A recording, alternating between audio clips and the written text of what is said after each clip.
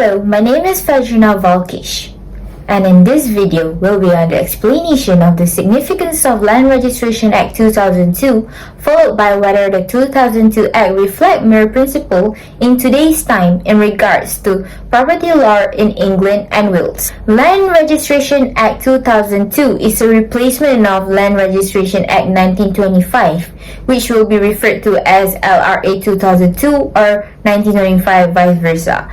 Its objective is to modernize land registration such that the register reflects the state of the land title at any given time in a full and accurate manner. This will necessitate the registration of additional land interests. The Act also promotes the concept of an open register in which all information is available to public.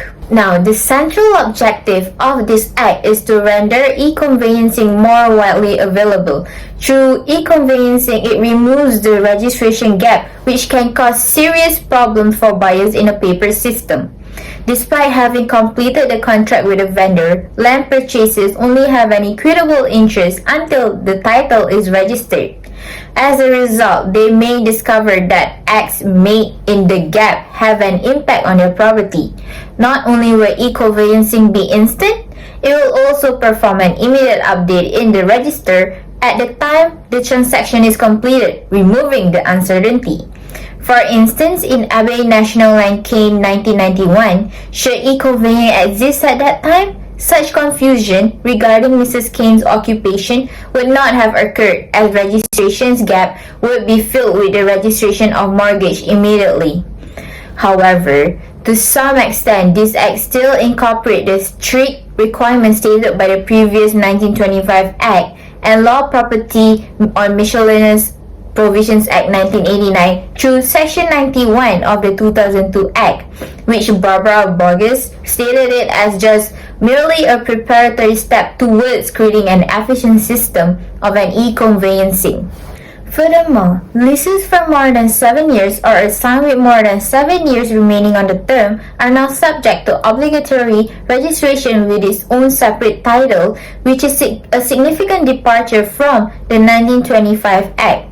The reason for this drastic departure is that during the survey by British Property Federation's annual lease review in 2001, the average lease period has dropped to slightly over 10 years, which will be considered a comprehensive and true picture of the state of the land title at any given moment. Linda Chamberlain stated that the modifications affect both residential and non-residential leases, although those dealing with commercial assets would be the most affected. Moreover, the phasing out of overriding interest by the 2002 Act. The shift to e-conveyancing surely made it easier to eliminate overriding interest. This is because the Law Commission believed that the plurality of land interests will only be able to be created if they are all registered at the same time, where such interests will never be able to prevail since they will rely on the registration to safeguard and defend their rights. Schedule 1 of the Act provides for a list of unregistered interests which override first registration, and Schedule 3 provides for a list of interests which override registered dispositions.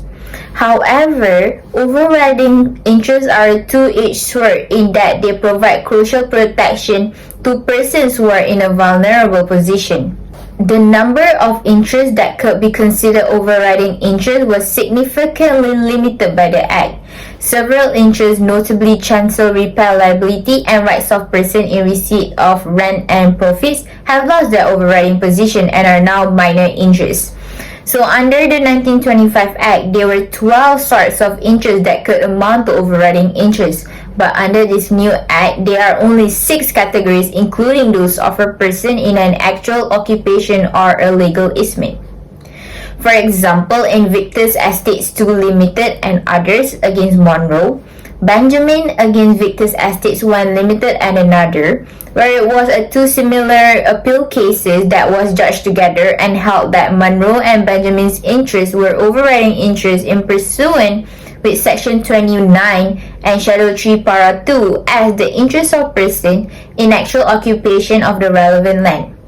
the registration of Victus 2 and Victus 1 and of Shawbrook and One Saving at the Land Registry was subject to the possibility that the register could be reflected by order of the court under Section 4 of the 2002 Act. Bevan, in his article, stated that following the implementation of the 2002 Act, a number of those interests were phased out over a 10-year period to provide for a smoother transition to a narrower system of overriding interests. In addition, by simplifying the operation of the register, it not only protects the rights of purchasers and securing the title, but it also strengthened the protection of third parties over a registered land.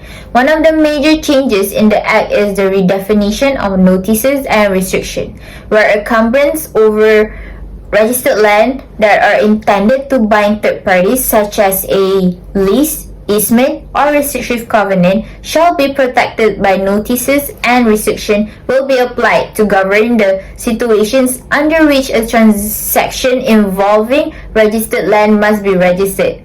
Hence, not only will a notice document the interests, but it will also clarify what they are. Priority is given to the protected interest once it has been registered. Under Section 32, this indicates that the third-party interest will bind a subsequent registered disposition of the registered title, implying that the purchaser of the land will be bound by that interest. Essentially, a notice can be classified as either an agreed notice or unilateral notice. Agreed notice is a notice entered in the register in accordance of an application under Section 52 sub 2A. While unilateral notice is a notice used to register a third party's interest in a property, which can be anyone other than the owner, including finance companies and private individuals. Adverse possession is defined as the deliberate and factual possession of land that is not yours without the proper authorization by the owner. It is an embodiment of the policy that defendants should be safeguarded from stale claims, and it prevents paper owners from simply sitting on their assets and evicting others who want to utilize the land in a practical way. Under this act, the legislators left the prospect of adverse possession open. The changes made on adverse possession in this act is for two reasons, where it is thought that obtaining land title for a squatter has become far too simple, and the validity of the principle in relation to registered land is tough to justify. Judge Slade in Powell and McFarlane stated that to determine factual possession is by the nature of the land and the manner in which the land is commonly used or enjoyed. However, Barbara Burgess again stated that in a legal perspective, the true position is that the basis of title to registered land is the proof of registration, not the concept of occupation. Moving on, mere principle, being the main principle which the Land Registration Act 2002 is based on, provides that the register should provide an accurate and unambiguous reflection of the rights and interests affecting the land. This notorious principle seeks to achieve fairness in the land registration process and to avoid purchasers to be bound by interests unknown to them. However, there is a crack in the mirror in terms of overriding interests under Schedules 1 and 3 of the Act, where current principle rather than the mere principle is used. Current principle is a principle that allows certain equitable interests in land to be hidden from a buyer behind a curtain and the buyer to be unconcerned about the hidden interests. This is because the way overriding interests bind the land purchaser without appearing on the register, which is in direct opposition to the mere principle, which ensures that the rights and interests affecting the land are clearly reflected. Furthermore, the crack can be further seen in paragraph 2, schedule 3 of the 2002 Act, in which the definition of actual occupation is not defined and it is subject to interpretation and expansion by the courts. For instance, the expansion by the court from the decision of Williams and Glyn's Bank against Bowen, when actual occupation was defined as a merely physical presence on the land and this is, you can see this to the recent case of Link London Limited and Busted, where the court enlarged the characteristic that can constitute actual occupation to include a person's intention and desires. This amounts to a clear contradiction with the purpose of the Land Registration Act 2002 on reducing the categories of overriding interest. Thus, since the courts have enhanced the protection of such interests here, the Act's objective will be impossible to achieve.